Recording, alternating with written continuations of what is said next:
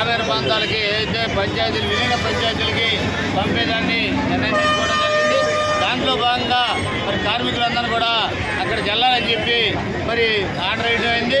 దాన్ని కార్మికులు తెలియజేయగా వారి దృష్టికి తీసుకెళ్దామని నాయకత్వం జేఏసీగా మరి వారి దృష్టికి తీసుకెళ్ళగలిగాం. శనివారం మరి తీసుకెళ్ళగానే ఆయన వెనుక పత్రాన్ని కూడా తీసుకోకుండా పక్కన బయట పడేయడంతో వర్కర్ల దృష్టిలో అవన్నీ తీసుకెళ్ళాం. వాళ్ళందరూ కూడా వర్కర్లు మరి నిలుపుదల చేయాలని కూడా కోరిన క్రమంలో వర్కర్లంతా కూడా ఈ నగరంలో విధులను బహిష్కరించడం జరిగింది. దాంట్లో భాగంగా ఈరోజు నగరంలోని సుమారు మరి 1600-1700 మంది కూడా విధులు బహిష్కరించారు.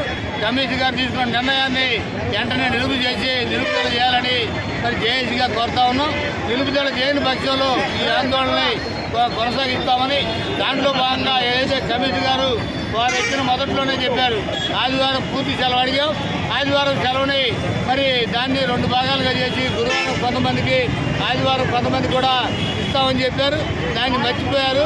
దాన్ని రెండో అంశంగా దాన్ని కూడా వారి దృష్టిలో పెట్టాలని మనం అనుకున్నాం. దాంట్లో క్రమంగా మరి కొంత మార్పు చేసినప్పటికీ నిన్న కూడా కొంతమంది ఆగడం జరిగింది.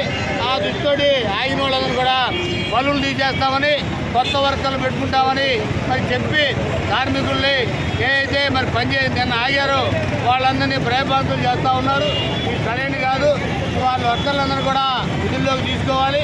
విధుల్లోకి తీసుకొని ఈ ఆలోచన ఏదైతే చేశారో వర్కర్ని బదిలీ చేయడాన్ని వెంటనే ఆపాలని కోరుతా ఉన్నాం.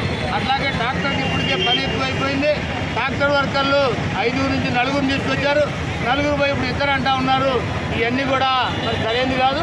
ఈ ఆలోచన నిర్మించుకొని కార్మిక సమస్యలు పరిష్కరించాలని, లేని పక్షంలో ఈ ఏదైతే వర్కర్లు పనులు ఆపుదల చేశారో అది కొనసాగుతుందని వర్కర్ల పక్షాన్ని తెలియజేస్తా ఉన్నాం.